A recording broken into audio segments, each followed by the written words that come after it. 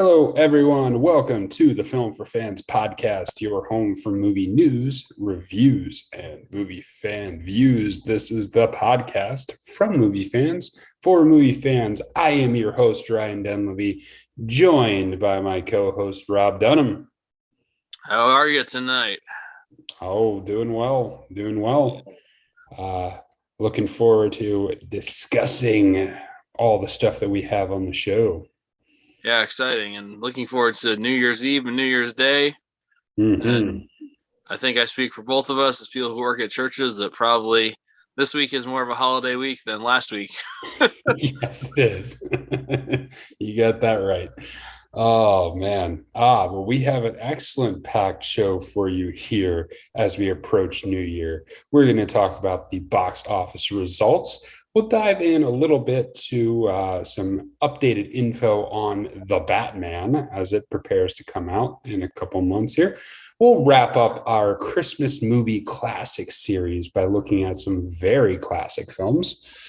Might even get into the whole phenomenon that is Hallmark Christmas movies.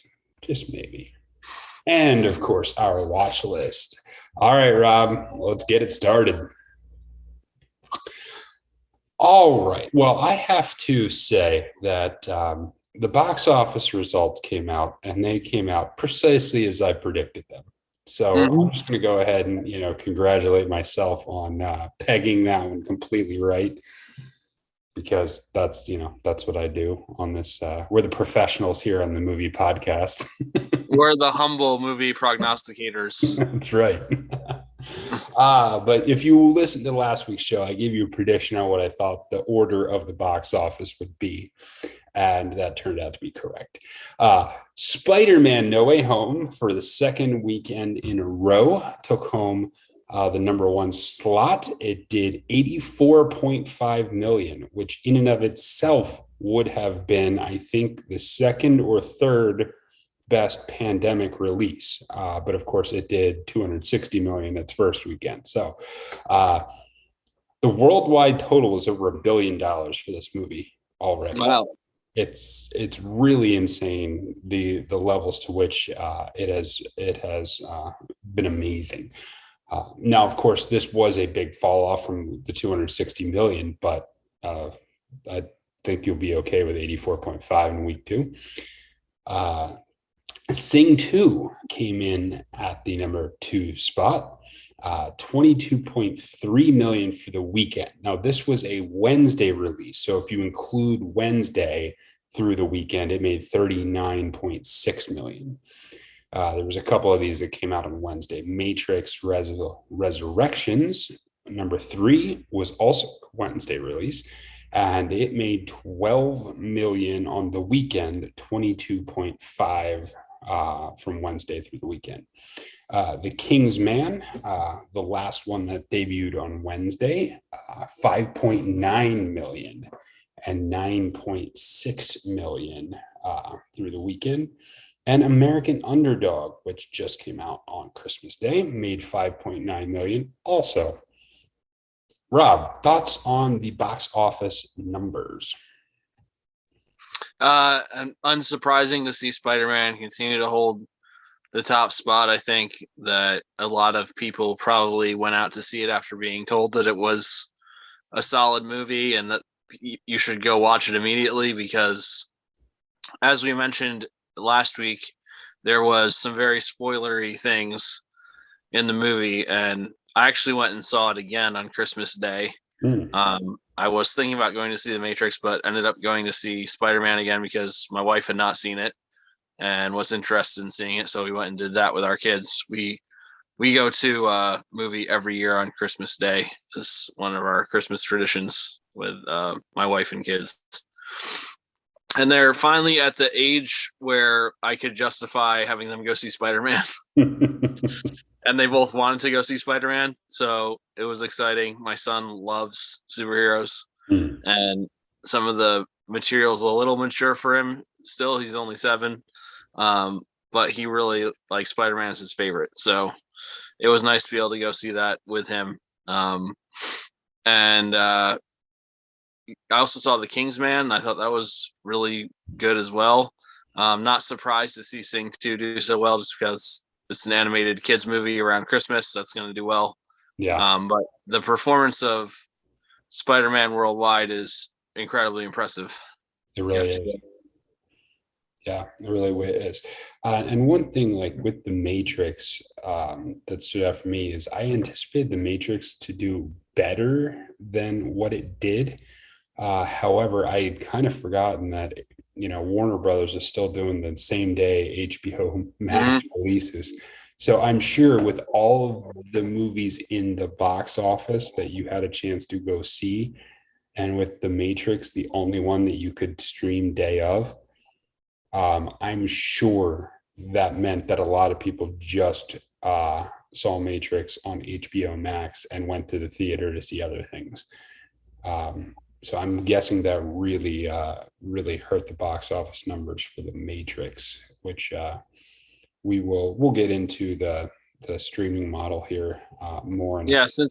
since it was a holiday too, probably a lot of people just actually stayed home and just watched The Matrix and didn't do anything else. Yeah, yeah. So and I got to go see the Matrix today actually. Nice. So yeah. So we'll talk about that in a few minutes. Um, Other than that, I still question the decision to put the Kingsman out on this weekend. Now, if they had moved it to this coming weekend, the New Year's weekend, it would basically it'd be the only new movie out. I just don't know why it decided to run up against a slate of movies that, I mean, even American Underdog, the Kurt Warner movie, made the same amount of money it did on the weekend. I'm not sure why the Kingsman ended up in this time slot. Yeah, I can't disagree with that. It seems like setting it up to fail, Yeah, putting it out when it did.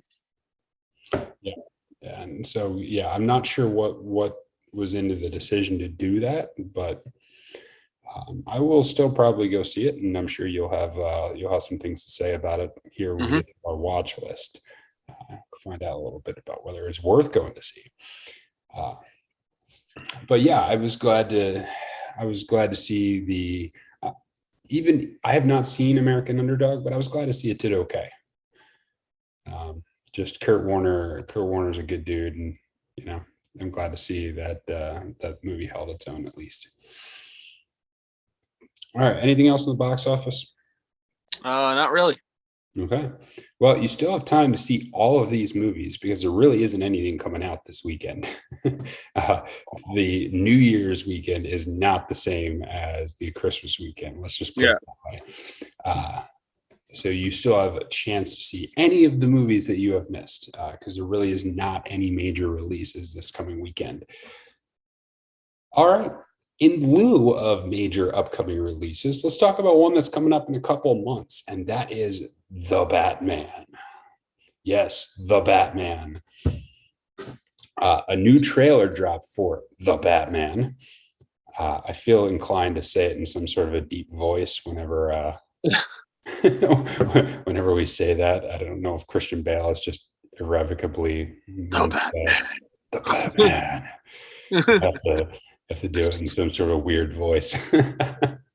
But the Batman dropped the new trailer, and much more. It features, of course, Robert Pattinson as the Batman. But this new trailer really pulls in Zoe Kravitz, his character, as she will be playing Selena Kyle slash Catwoman. It's a much more prominent role in this particular film trailer, as it should be. And Rob, did you get a chance to see the trailer? I did. All right. So, what did you make of the latest release on the Batman? And does that change your Uh, thinking about the movie at all? I mean, combining this trailer with the one that we saw before Dune Mm-hmm. in the theater, I think that I am intrigued and impressed by the tone that the movie seems to have. We'll see if it has that same kind of tone, but it very much reminds me of um, the huge tonal shift that we saw with Christopher Nolan's Batman Begins when it came out, because Batman had been kind of like this cartoony, not always so super serious superhero movie, and then Christopher Nolan's what felt completely different. It felt gritty and raw and really kicked off like a whole subgenre of superhero movies from there, and everyone tried to copy that, emulate that style, and I feel like this is doing the same. And I think that for this character in particular, that kind of setting works really well, because I think Batman is just like a normal person with a lot of money who is angry at things. Yeah. It's Bruce Wayne. So I feel like that dark tones fits that character. It's different from how Marvel has approached a lot of their superheroes, and I kind of think that DC should stick with this kind of approach instead of trying to maybe copy what Marvel has done, or some of their other movies seem like they've relied too heavily on CGI that wasn't necessarily that great, and it undercut what some of the movie was doing, or the stories weren't that great and undercut what the movies are trying to do. This seems like it might be more focused. Obviously, it's only trailers, so we can't know for sure, but I feel like it's more drawn to that sense of gritty realism from the other DC Batman movies that we've seen recently. I also think, and this might be completely unfair to him, and probably is, but because of the whole Twilight series, Robert Pattinson has been like looked at in a certain way. And I think two movies that I've watched within the last couple of years, Lighthouse and Tenet, I think just completely changed my opinion of him as an actor. And I think before seeing those movies, I would have been incredibly skeptical about him as Batman, but after seeing them, I think that he's absolutely capable of it. And maybe it's unfair of me to not have thought that after the Twilight series, but that's probably just my bias showing through. When I heard it, I thought it was an unusual choice, but I was willing to give him the benefit of the doubt, because I was completely like, how on earth is Heath Ledger ever going to be a good Joker? And he turned out to be like the best Joker ever. And so I after that, I'm like, okay, I will trust that he's going to be okay, and he'll do a decent job. I do think this feels, you're right in that it feels more, I think it feels more like Christopher Nolan Batman than it does the latest version of Batman. Batfleck. Batfleck, yes. I was like trying to think, there's not really, I mean, the Justice League Batman, I don't know. That Ben Affleck, his run as Batman, I feel like it fits more into that mold, but I'm not discounting it going not quite as far as the Joker went to push like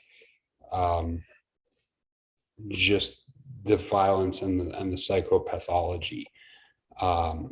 I don't think it's quite going to go that far, but I think it sits somewhere in that realm between Christopher Nolan and the tone of the Joker, more so than what Ben Affleck. The question is, how far is it going to sit smack dab in the middle? Is it going to lean towards one end or the other? But I think it's in that mold, and I think it's in that realm. I think that makes perfect sense, because Batman is the Dark Knight. Like there is an element, it's a grittier element. He is a darker character, a darker villain, or darker superhero, as it were. And I think that's tone tends to be appropriate for him and his character. So I'm intrigued. I think Christopher Nolan's version did the best that you could make out of the Catwoman character. So far, what I've seen in the trailer, they seem to be sticking very much to what Anne Hathaway, the trail that Anne Hathaway blazed with that character, with what I've seen from Zoe Kravitz. Um, she's kind of a foil to Batman in some sort of way. But I'm we'll see if it comes out well. I think sometimes Catwoman tends to be a distraction from the main story as opposed to an integral part of what makes it work. So that'd be my only concern on that front. Mm-hmm. Yeah, I follow along with that for sure. Anything else to say on the trailer? I'm also looking forward to seeing what Paul Dano's Riddler does, because it looks like it's based on what we saw in the trailer there. It looks like it's going to be a slightly different version of the Riddler than we have seen in previous movies. So yeah, like you said, with Heath Ledger's Joker, we got like an entirely new perspective on what the Joker was. So I'm wondering if Paul Dano can bring the same kind of feel to the Riddler, which is another major villain in Batman. I like the fact that they started with the Riddler. It's been a long time since this character has been tackled. And we haven't seen any of that since kind of the new breed of superhero came out. So I am definitely intrigued with what they're going to do with that character. All right. Well, next bit of news about the Batman is the release calendar is official. How they're releasing it and in what formats they're releasing it. A little background on this: the Batman is a Warner Brothers release, and we know, if you've been paying attention or been listening to the podcast, hopefully you have both. HBO Max and Warner Brothers, since they're owned by the same place, have this deal, or what they decided to do in 2021 was release all of their movies simultaneously in theaters and on HBO Max. And it seemed like a decent idea at first, but it has really killed their box office numbers, especially as people have returned to the box office. And it was a highly controversial opinion, and lots of people spoke out against doing that. But it was interesting to see what they would do for 2022.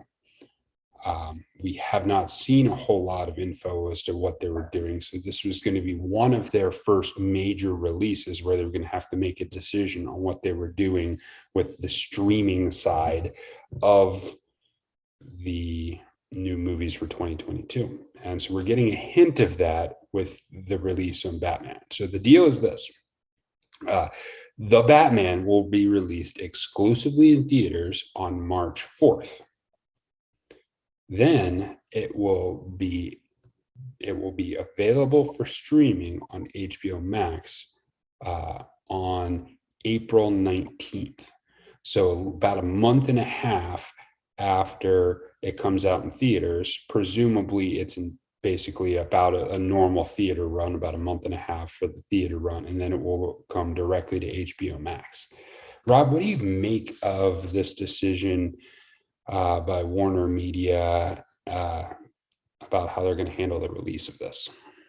I think it might be the best of both worlds, where they actually have a chance to make some real money in the theater, but also get it to the consumers without too much of a wait. Because for a long time, and this is mentioned in the article, you had to wait 8 or 9 months from when a movie came out to when it would be available to watch, either streaming or on a disc from somewhere. So I think that maybe this is where we land with the paradigm shifting so much with what happened in the world with people not being able to go to the theater at all to slowly going to the theater. So they had the simultaneous release to this. So maybe this is what we end up with after all that craziness. And I'm not sure it will be the best for the studios in the box office, because some people might just wait a month and a half to see it. But I do think that's long enough time that if someone really was looking forward to the movie, they would probably spend the money to go see it in the theater instead of waiting almost 2 months. Mhm. Because that's just our culture is we don't really wait for something for a month and a half if we want it. Yeah. And that really is the key, isn't it? That's the key, is somebody who is this going to be enough to get people who would otherwise have just watched it on streaming to go to the theater? Is there enough of a market for that? Or like the people who were just never going to go to the theater are just never going to go to the theater, and we're going to wait the 46 days and they'll just be disappointed that everyone else got to see it before they did. But there is a group of people who, because of the convenience of it, because of the ease of it, will just watch it on streaming. So is 46 days enough of a gap to get those people out to the theater? And yeah, it'll be really interesting because we've talked about, pretty much from the debut of this podcast, about what movies would look like on the other side. And I think one thing that's looking more and more likely is for most of your main releases, that 6-8 month window between theater and dissemination, as it were, for purchase and or streaming or whatever, is probably gone for most major releases at this point. And HBO, Warner Media, making this kind of official, and this is going to apply to some of their other properties too. I think we can probably say that we've killed the 6 to 8 month waiting period after theaters. And that might be a good thing too for those of us who like to own movies that we like after we see them in the theater. They're going to do the same thing with the physical media versions of them. Yeah. Or even the streaming versions that you could purchase for yourself. Yeah, it will be interesting, because I think there is a sense sometimes where a movie has, like, a movie coming back months later, there's like a second round of anticipation for it. Oh, the release is coming. Oh, I really want to see it again. And I don't know that you're going to have that same level of, oh, it's now coming out, I've got to make sure I get it immediately, or I've got to make sure I watch it again immediately. Is that just inevitable at this point? Probably. But I don't know that it's 100% a good thing. I feel like sometimes the wait does bring about a second release to it, but who knows? I mean, we'll see. It's hard to tell how that's going to go. But I do think this decision with the Batman is really the tent pole, both for Warner Media and for what you're going to see for a lot of the other services as well. I would expect you'll see similar things when it comes to Marvel movies and Disney releases and that sort of thing. Any other thoughts on this?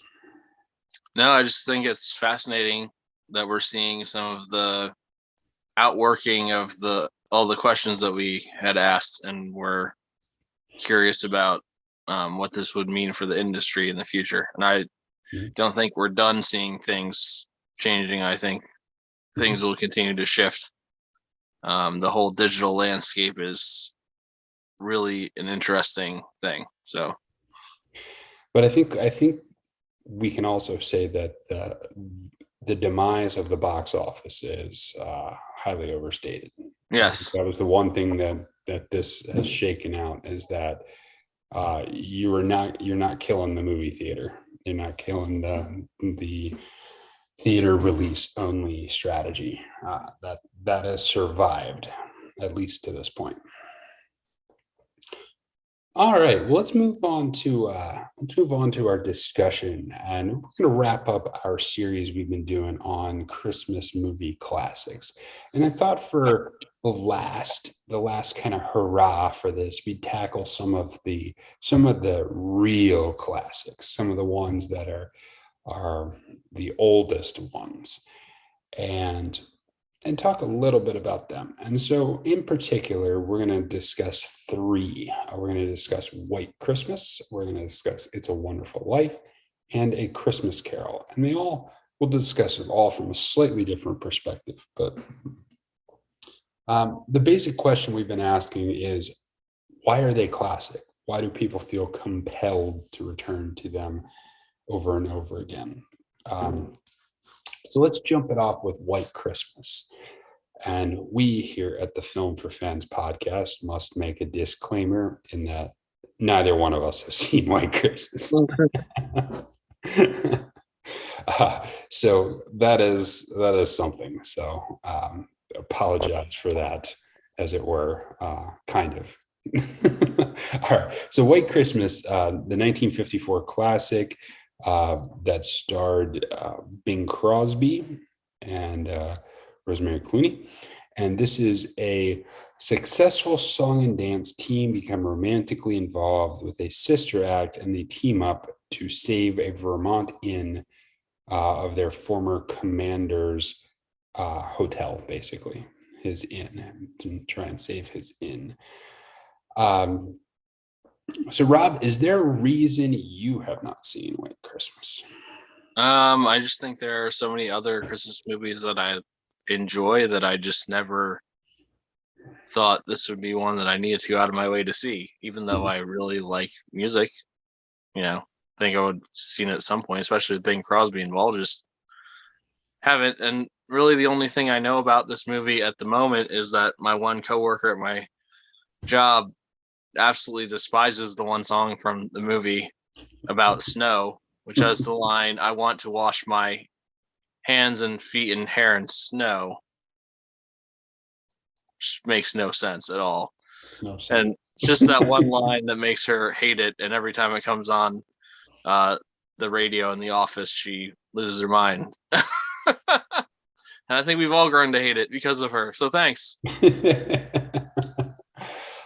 For me, it comes down to there are certain aspects of filmmaking that change over time, and if you watch closely enough, you can see and you can kind of track the changes.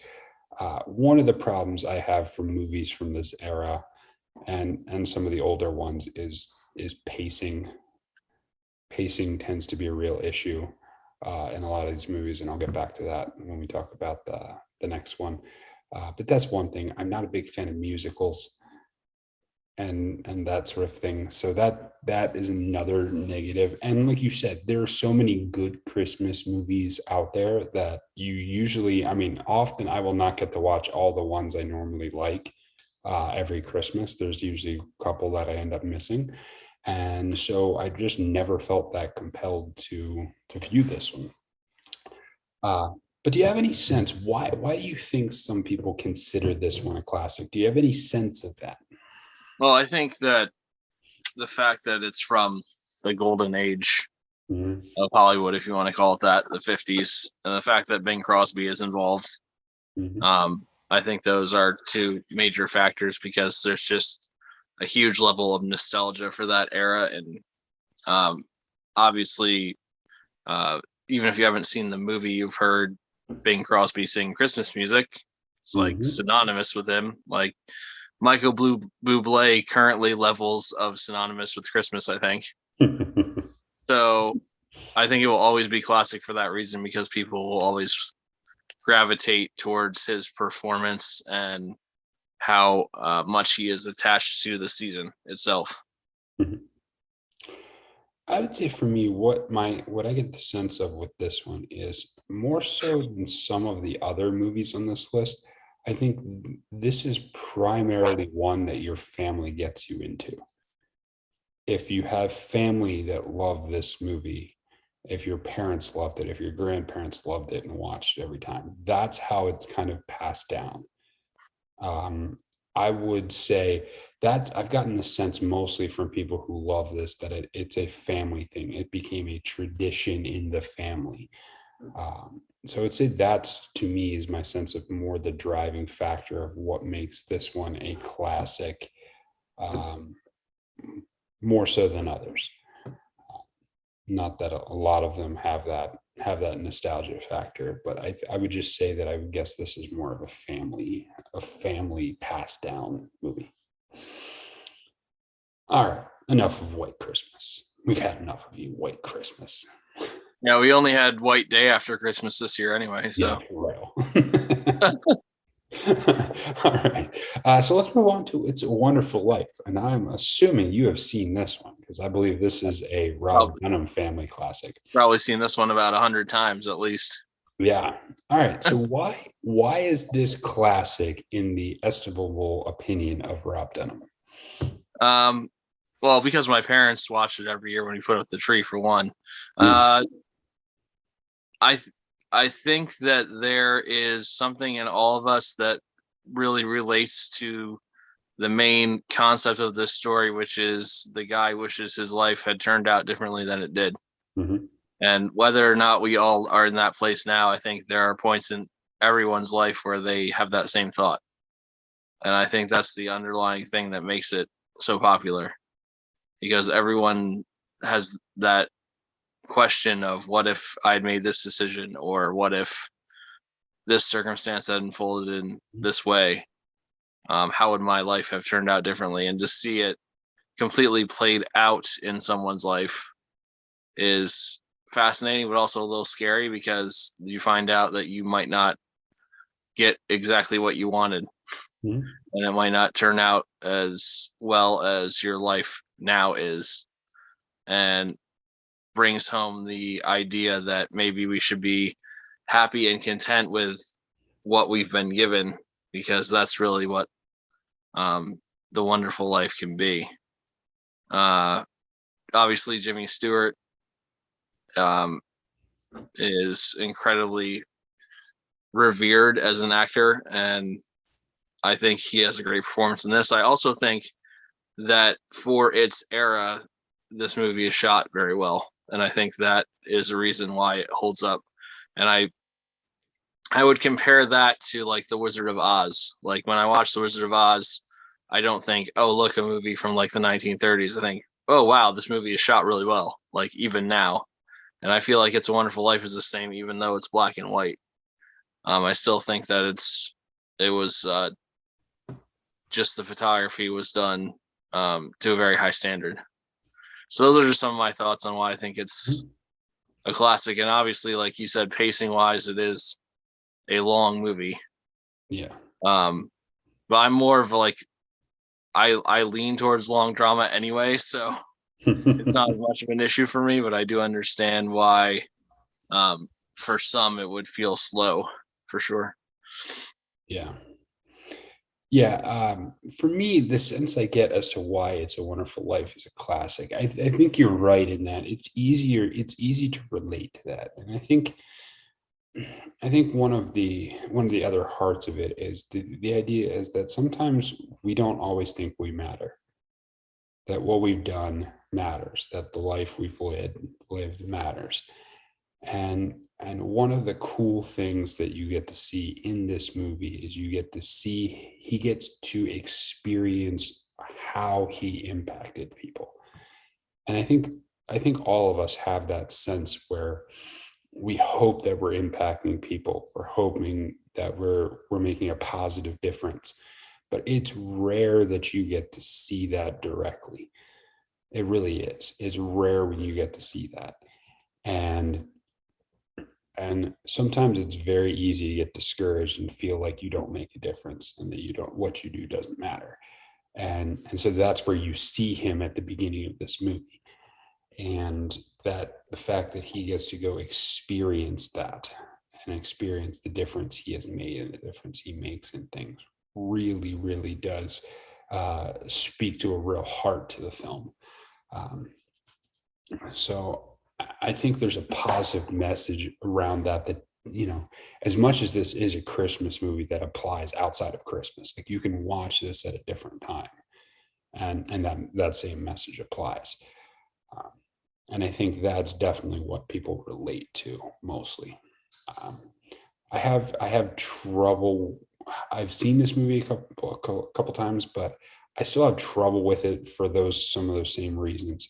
I agree with you that the cinematography is actually quite good, but I would say it needs edited, Mm-hmm. and it's fitting with the era of the time. where they just took a long time to tell something.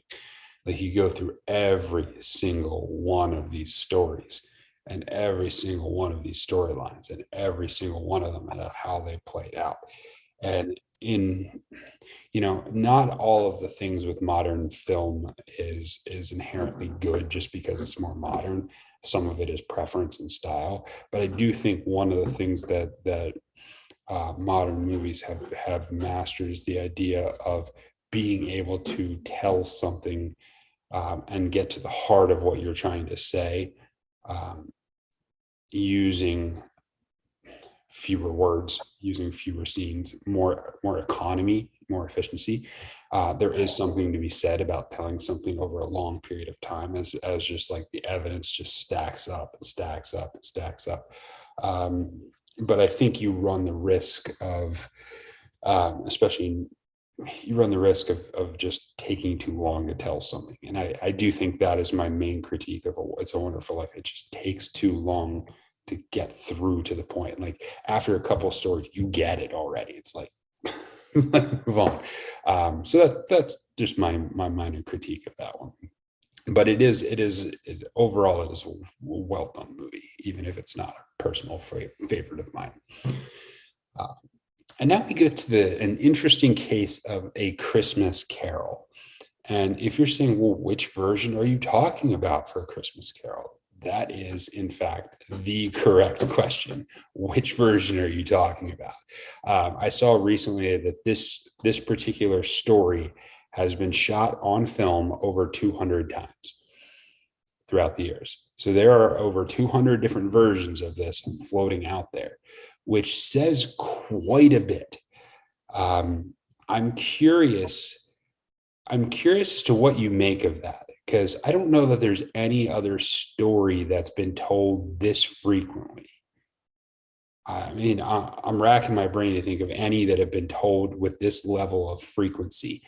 What do you think? Does that speak to there's not a definitive version of it? Or does that speak to the fact that this is a story that everyone resonates with and it constantly needs updated? What do you make of that? I think it's just the story that people connect to, because everyone can relate to not feeling like they have quite enough in the world, or that they're quite enough. And that's really the story of Bob Cratchit and his family. And then everyone can relate to having a boss they don't really like very much. And that's that story. And I think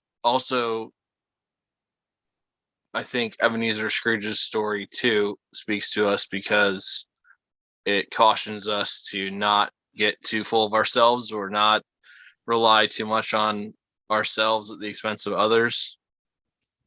So I think there's so many aspects to the story that people just connect with from all kinds of angles, that it's really a story that people from any class could relate to in one way or another. I also just think it's a really well-written story by Charles Dickens. And I think the fact that it is a holiday movie, it's a Christmas movie, is probably another huge reason why it's been made so many times. Mm-hmm. Because look at Christmas music. Like, how many people cover every single Christmas song? Mm-hmm. Why are there like 100 new Christmas albums every year? Because in some ways, I think things around the holidays are timeless. Mm-hmm. And I think that this is something that falls in that category. Yeah, it's really interesting, because you look at different, let's throw this out, different franchises. Like you have Tom Cruise being in every Mission Impossible. On the other hand, you have Bond, which has had many actors play the same role. And not every franchise can go that direction. So I think you see similar things with, like, I don't think anyone's going to be, I think it'd be an uproar if someone tried to do another version of It's a Wonderful Life. Mm-hmm. However, it's perfectly acceptable to remake The Christmas Carol all the time. Right. and everyone's okay with that. It's weird how some properties are like that. You get attached to one specific version, or you get attached to the story in whatever version it happens to be in. I think in part that is, as you were saying, that it speaks to the power of the story itself being the driver rather than the specific actor or the specific rendition. It speaks to the power of the story itself. And I think that's what makes it compelling. Uh, I agree with you on the different roles and what you can relate to on that. Uh, but that gets us to this with so many different versions. Rob, in your opinion, is there a best one? Is there Well, a favorite of yours? I mean, it's Muppet Christmas Carol, and that's really for debate. So, Uh-huh. I, the Muppets, I knew it. Yep. I mean, Uh-huh. no other versions of A Christmas Carol have Rizzo the Rat. So that's This is just true. it wins because of that. This is Um, true. Michael Caine, obviously. I mean, Mm-hmm. so we've got some gravitas too Yeah. to the movie. But I think I like that version of it because you got the added humor, because this movie and this story is actually like really dark. Mm-hmm. And I don't know if there have been many versions of it that have gone completely into the darkness of what's happening, because the book itself is kind of terrifying, honestly. Yeah. Um, I will say I appreciated Jim Carrey's animated version of it for that it seemed to approach some of those scenes and characters with a little more sincerity, Mm-hmm. and they were genuinely scary to the point where little kids were crying in the theater when I went and saw it, because their parents thought bringing them to A Christmas Carol would be great, and just kind of ignored the fact it was rated PG-13. Yeah. But yeah, those are probably the two that I like the most that I've seen. Yeah. I would say I have a personal bias in that I love the version that was done with Captain Picard himself. Mm, Yeah, I love the Patrick Stewart version just because it's Patrick Stewart, and I think he did a great job playing that role. But the Muppets one is quite good. The Jim Carrey one is quite good. There's a version I remember seeing as a kid, and I haven't been able to track down which version of it is. Like I have memories of certain scenes from it in my mind, but I have not been able to find which version it was that I saw that I remembered. Because I remember it being a little bit frightening, but I don't remember which version it is. So I'm still trying to track down which version I saw as a kid that really mm. sticks with me. Because I don't remember who played Ebenezer Scrooge in that one. Plus, I think just that character of Scrooge is just like he's an iconic character. Uh, yeah. All right. No, that brings us to the end of A Christmas Carol. I don't want to spend a lot of time on the next one, but I just felt compelled like we needed to talk about this one. Hallmark Christmas movies. They are a staple every single year. And if I don't know about your mom, but my mom watches Uh, all of them, and sometimes watches them beyond Christmas, like all of them. They are constantly on at my parents' house throughout the holiday season. And my mom does not watch a ton of TV, but she watches the Hallmark Christmas movies, and they're all kind of the same. I think the moral of the story is do not let your girlfriend go to her hometown for Christmas. Just don't what? let that happen. It's not going to end well for you if you're the boyfriend. But they seem to be very, very popular. Probably more so with women than with men. But what role do you think the Hallmark Christmas movies and that kind of Hallmark Christmas tradition plays in the holiday movie theme? Well, I don't watch them, so I my wife likes them, but it's not like they're on all the time. I don't think it's just Hallmark. I think like other places show them too, like Lifetime and Netflix is coming out with some of the similar feeling movies. Yeah. I think just feel good, don't have to actually use your brain. And somebody finds true love at the end is really just the point of all of these movies. And I think people just watch them because they want to feel good. And, there's nothing wrong with that. It's just not necessarily what I watch movies for. Yes. Christmas, love. Yes. Go together. Love Actually. Yes. That's we should discuss that in next year's Christmas classics series. Yes, we should. We'll have to do that one because that's an interesting one. Yeah, we'll have to talk about romantic comedies around Christmas at some point. Yes, we will. All right. Well, let's wrap that section up and be done with the Christmas movie classics. Let's move on to our watch list now. Movies that we've watched over the past week, and our general thoughts on them. Rob, why don't you get us started? So I saw Spider-Man again and loved it even more the second time. I saw it on Christmas Day, and it was pretty much a full movie theater still. So that was really exciting. And it was like 3:00 in the afternoon. So for what that's worth. Yeah. I went and saw it with my family, and I love doing that on a Christmas Day with them. I just I paid a little more attention to the performances of all the actors, the Spider-Mans, and really, really just impressed by, again, how they interacted and how they developed the storyline to make it all work. So I very impressed by this movie. I also went and saw The Kingsman, and I enjoyed it. I was skeptical of it going into it. Some of the trailers made me wonder what they were trying to do with the movie, what exactly the role of all these bad people were. I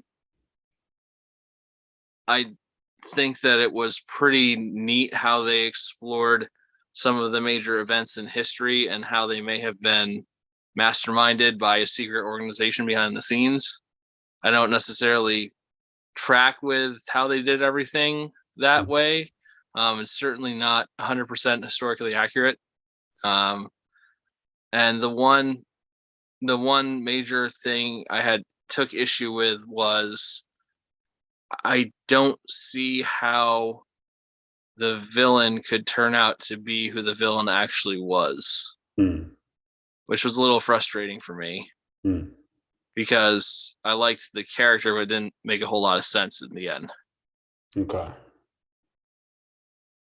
Interesting. But I would still recommend it for going to see. Still think it was a good movie overall. Interesting. Yeah. Good here. So for me, I got to see Matrix Resurrections today, actually. I went to see it. And I'm still, since I just saw it like a couple hours ago, I'm still processing what I think about it. It is not The Matrix. We'll start there. If you're anticipating it being some sort of revolutionary sci-fi epic, it is not.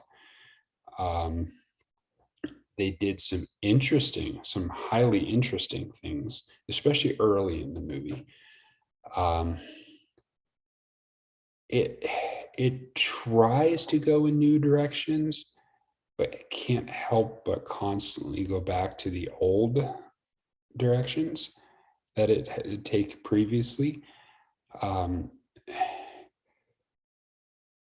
So we talked a little bit when we did our review of Spider-Man about how it avoids kind of the legacy trap. I don't know that The Matrix does anywhere close to as good a job avoiding the legacy trap. I think that it trades on it quite heavily while trying not to trade on it.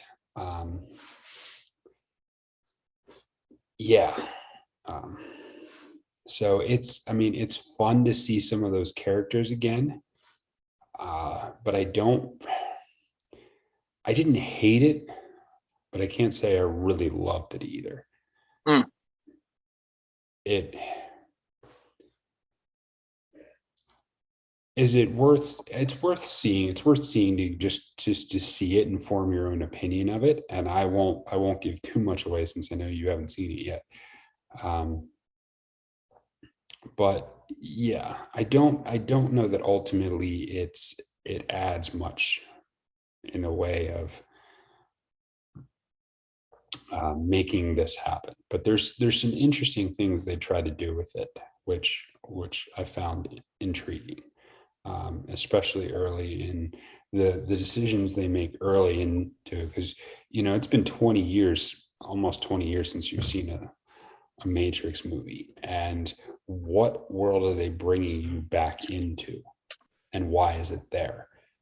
Those are key questions that have to be answered towards the beginning of the movie, and they take some unique directions with that, which I thought were positive largely, but didn't leave you a whole lot of places to go, and largely left relatively unexplained. Hmm. Um, so I'll be intrigued to hear to see what you think about it whenever you getting around to seeing it. But I would say ultimately it's not a great movie, but I wasn't necessarily assuming it would be. I had my suspicions it wasn't going to be great, so I can't say I'm disappointed. Uh, but I would say it's worth seeing just to form your own opinion and to see some of those characters which were really cool. Uh, so that's my thoughts on that one. Um, Lastly, I got to see. I'll just do one more. I saw The Prestige again, Hmm. because every now and then I just get in the mood to watch The Prestige, and man, is that such a good movie! Oh my goodness, the way they layer the breadcrumbs about that, and just, I mean, they tell you what's happening the whole time, and you still don't know it. You still don't see it. The way they use that, the pledge, the turn, the prestige, that thing, and the way they use that over and over and over again throughout the movie is just so brilliant, and everything about it is amazing. And it was the first one I remember, first Christopher Nolan movie I remember seeing, and oh man, it's so good. Yeah, I think in some ways the Prestige is kind of like a more relatable storytelling version of Memento. Not that Memento is the same Mhm. thing, but in that movie too, you're dealing with like a lot of little pieces coming together to reveal what's actually happening at the end. And the Prestige is the same thing, but probably more for like more general audience. Mhm. Um, but I just Christian Bale and Hugh Jackman's performances in the movie are just out of this world. Yeah, and the way it's cut and edited, you basically have two characters operating slightly different timelines, slightly offset on their timelines, but basically how he cuts it together, they're both reading each other's journals as the story is being told. And the way they do that is just, oh, it's so good. It's so good. But yeah, if you have not seen The Prestige, you need to go see The Prestige. Yeah, yeah. Fantastic. It is so, so good and so worth it. Um, yeah. All right. Well, that is all the time we have for you today. Thank you for tuning into Film for Fans, and make sure that you visit filmforfans.com, rate and subscribe to the podcast, like our YouTube videos, and tell your friends about it. Till next time, enjoy the movies.